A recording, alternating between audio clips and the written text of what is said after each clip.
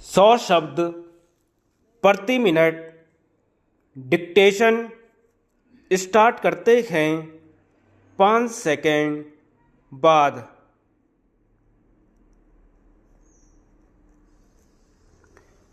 महोदय, मुझे इस बात का संतोष है कि राष्ट्रपति जी ने शिक्षा के बारे में अपने भाषण में इस वर्ष विशेष रूप से ध्यान दिया है।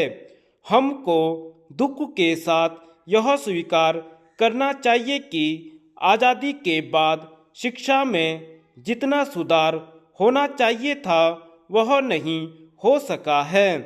उसके कुछ भी कारण रहे हों, आर्थिक हों या दूसरे, लेकिन यह हमको मानना पड़ेगा कि शिक्षा के क्षेत्र में अभी बहुत कुछ काम करने को बाकी है।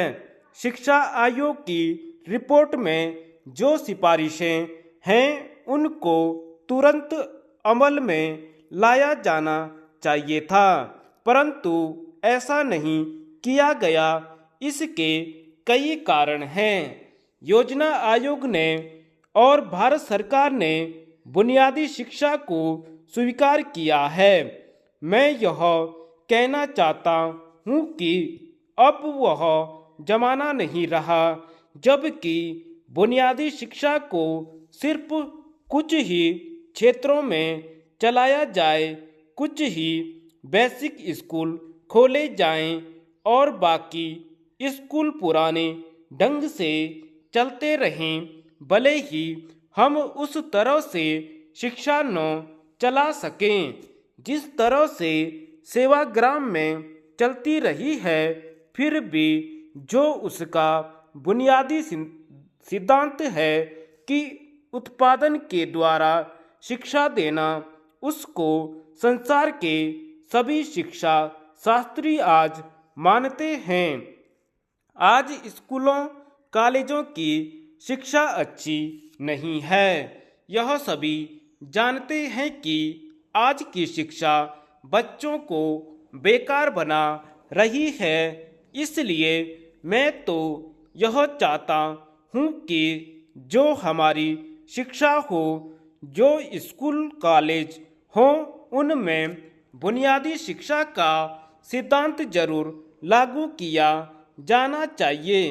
यह नहीं होना चाहिए कि कुछ बेसिक स्कूल खोले जाएं और बाकी सभी पुराने ढंग पर चलते रहें।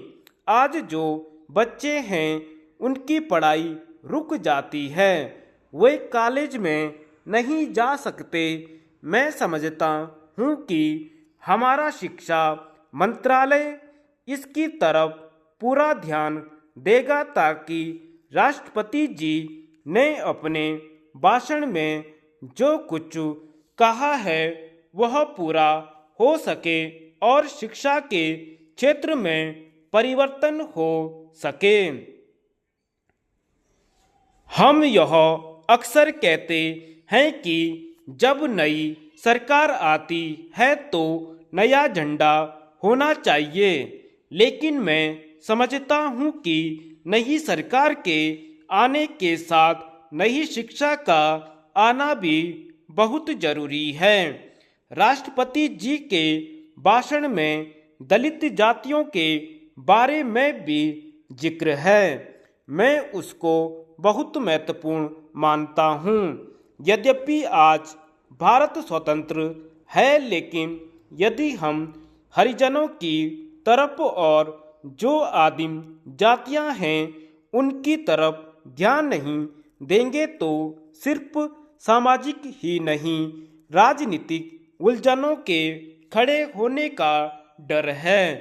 मुझे बहुत खुशी है कि गणतंत्र दिवस के अवसर पर दिल्ली में देश के कोने कोने से आदिवासी भाग ले रहे हैं।